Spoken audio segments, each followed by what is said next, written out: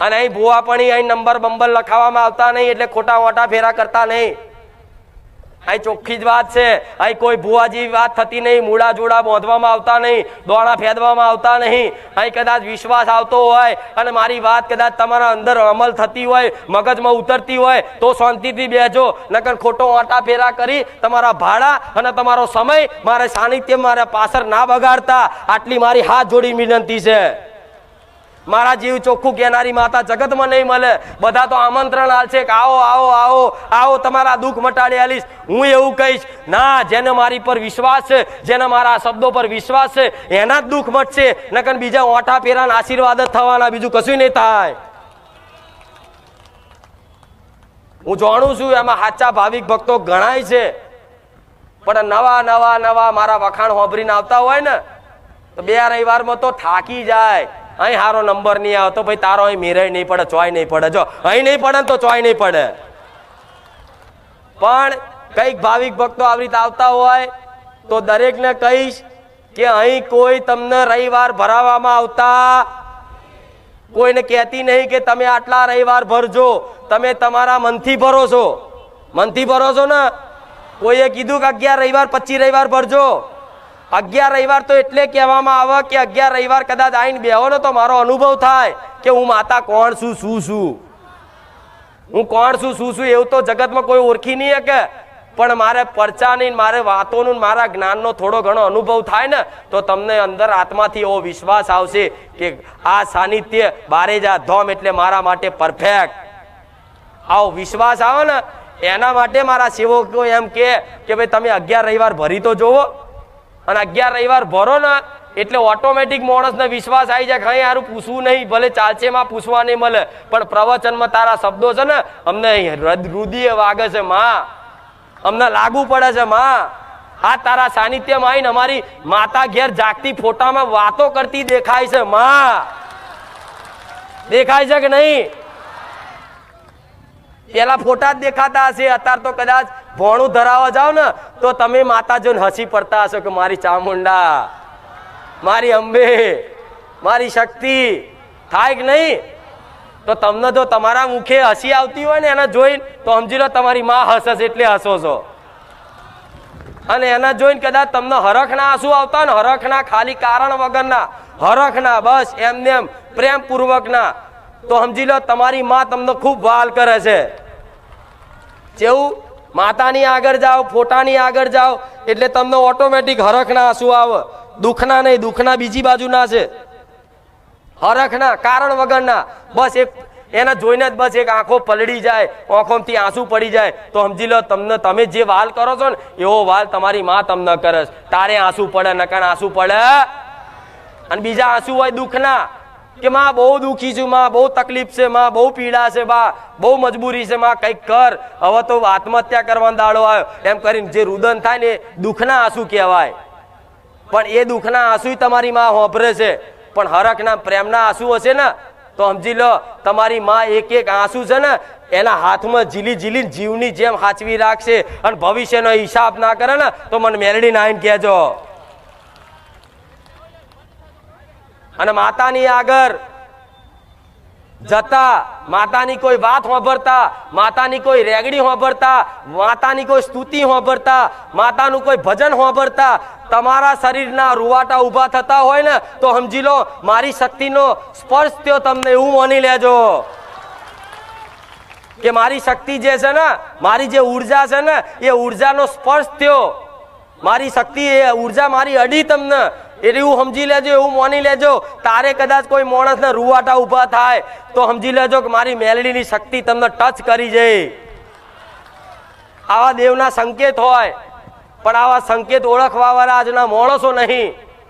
પણ કદાચ મારા સાનિધ્યમાં આવતા હોય ને તો વિશ્વાસ રાખજો, ડગલે ને પગલે 24 કલાક તમારી માતા તમારી જોડે જ રહે છે. હું મેલડી તમારી જોડે જ રહું છું એવું રોજ કહેતી હતી. અત્યારે કહું છું, આવનારા ભવિષ્ય મેં આની આ જ વાતો કરીશ કે બસ તમારે ખાલી એક મન લગાવી અને તમારી કુળદેવીની હોમું જોવાનું છે. બસ બધા દુઃખ કદાચ વારી ગોરીને પી ના જાય તો મને માતાને કહેજો કે મારી દેવ દુઃખ દેવદુખ અલ્યા ગમે તેટલા દેવદુખ હશે ને પણ એક વખત એ માતાના શરણમાં પડી જાય ને તો કોઈ દેવની તાકાત નહીં તમને નડી જાય, કોઈ ગ્રહો એવા નહીં તમને નડી જાય, કોઈ પાપ કર્મો એવા નહીં તમને નડી જાય. જે કદાચ માતાના શરણમાં કદાચ પડી ગયો હોય અને માતાના શરણ જેને ઝાલ લીધા હોય એને કોઈ દેવ ભૂત ચૂડેલ કશું નડે નહીં ગોડા, કોઈ વિદ્યા નડે નહીં, કોઈ ગ્રહો નડે નહીં. એક વખત મારા ખોરામ જે દીકરો આવી ગયો ને એને તો કદાચ એની હાથર તો કદાચ ભગવાન જોડે લડવાનું થાય તો હું લડી લઉં, એ માતા છું. પણ આવો વિશ્વાસ રાખી ભલે તમને તમારી માં દેખાતી નહીં પણ અમથોય વિચાર કરો છો, અમથી પ્રાર્થના કરો છો, તમારી માં સાંભળે છે, રોજ સાંભળે છે ને.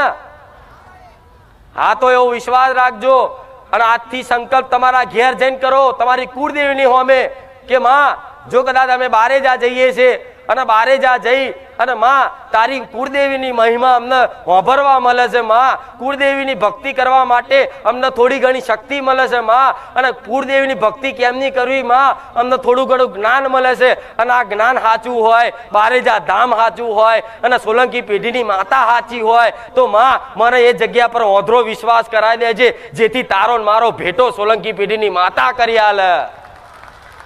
આટલી ઘેર જઈને પ્રાર્થના કરજો. જો કદાચ મારી પર ઓંધળો વિશ્વાસ આવી જાય ને તો ઓટોમેટિક તમારી માતા પર તો હું માતા લાવી દઈશ. જેમ કે હું મેરડી કે હું બહુચર કે ચામુંડા એકની એક જ છું, અલગ.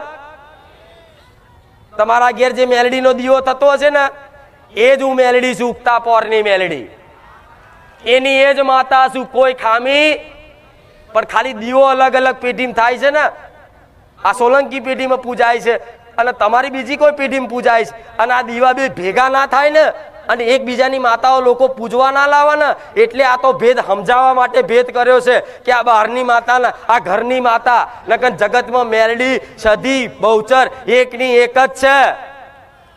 પણ સમજાવવા માટે માણસો છે ને બીજાનો દીવો ઘેર ના લાવે અને ત્રીજાનો દીવો પેઢીમાં ના પૂજે ને એના માટે પાર્કિંગ પોતાની કરવી પડે. મારે તે બતાવવું પડે ભેદ. ચમ કે આજના માણસો કેવા કદાચ ઘરની મેલડી કોમ કરતી બંધ થઈ જાય ને એટલે મારા જેવી માતા કોમ કરતી હોય ને તો એને ઘેર લાઈન બેહાર દે. પણ ઘેર છે એની કદર કરે, ઘેર છે એને હરકું મોને તો પછી મારા જેવી 500 મેલડી લાવી દો લાઈનમાં તો એ ભલું થાય. પેલા જે ઘેર છે ઘેર પૂજાય છે ને એને પેલા હરખું ભક્તિ કરી જો, હરખી પૂજી જો, એના કીધામ હેડે જાઓ, એનો પ્રેમ કરી જો, એની ભક્તિ કરી જો. જગતમાં ખબર પડે કે માતાનો વાલ ને પ્રેમ જગતમાં શું હોય છે. તમે જે હજુ વિચાર્યું નહીં, તમે જે ધાર્યું નહીં, તમે જેના હજુ સપનાય નહીં જોયા એ તે કદાચ જે વિચાર્યું ના હોય, ધાર્યું ના હોય, જેનું સપને કદાચ જાગતી આંખે કે ઊંઘમાં તે સપનું ના આવ્યું હોય ને એથી એનાથી વિશેષ આપે ને એનું નામ દેવી શક્તિ કહેવાય. વિચાર્યા કરતા ધાર્યા કરતા પટેલ ને પૂછો, પેલા બોલતી પટેલ આખું જગત ગોળું કરીશ, તારે મારો મેલડીનો મજાક કરતા મારા દીકરાનો મજાક કરતા કે આ તો ધૂણી ખાય છે, આ તો બોલી ખાય છે, એમ કશું ના થાય ધૂણે. એટલે ધૂણે કશું ના થાય, વગર ધૂણે ન્યાલ કરી દીધા. જો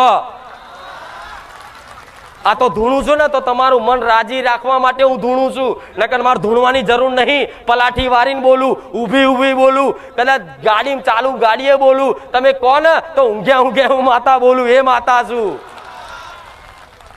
પણ આ તો કઈક મારા દીકરાઓ મારી ધૂણથી જોઈને પ્રસન્ન થાય છે ને એટલે મારે થોડું ધૂણવું પડે છે.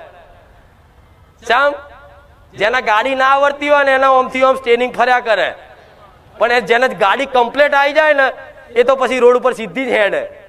એટલે મારા દીકરાને છે ને હું માતા આવતી ને તો મને માતાને ચમની કંટ્રોલમાં કરતી ને એવું કરવી ને મને તો કંટ્રોલમાં કોઈ કરી ના કે પણ મારી ધૂણ હોય ને જે મારી ધૂણનો જે આવેશ જે શક્તિ એ મારા દીકરાને ચમનો કંટ્રોલમાં કરવો ને એ મેં શીખવાડી દીધો. એટલે નકર હું મેલડી જો કદાચ આના જ કદાચ પાવરથી કોઈ દીકરાને ધૂણવા આવી જાઉં ને તો લથડિયા ખાઈને હેઠો પડી જાય, બેભાન થઈ જાય. એટલે આવું જો હું માતા રચાઈ શકતી હોય તો તમારી માતા છે ને બધાના. અને જગતનું ના કરત ભલે ભૂવા નહીં બનવું તમારે, પણ તમારા ઘરનું તો ભલું કરાઈ શકે કે નહીં. હું આખા જગતનું કરતી હોય, તમારી માં તમારા પરિવાર પૂરતું તો કરે કે નહીં. અરે કુટુંબ તેલ વાળું થયું, તમે તમારું જુઓ, તમે તમારું કરો. કોઈ મોને ના મોને, કુટુંબ મોને ના મોને, કાકા બાપા મોને ના મોને, પણ તમે મોનો, તમે વિશ્વાસ કરો. તમને એવું લાગતું હોય કે મારી કુળદેવી આ છે, તો કુટુંબ નહીં માનતું તો તમે તમારા ઘેર પૂજવાનું ચાલુ કરી દો. કુટુંબને કહેવાની જરૂર નહીં, કે કુટુંબ જોડે અપાયા લેવાની જરૂર નહીં. એ ના માનતા હોય તો અપાયાની જરૂર નહીં. પણ આજ તો માણસો શું કહું, કોઈને આવું બધું કરવું નહીં, બસ બીજાના માથે પડવું છે અને જો તો બધી વિધિઓ કરવી છે. અરે વિધિઓ ગમે તેટલી કરી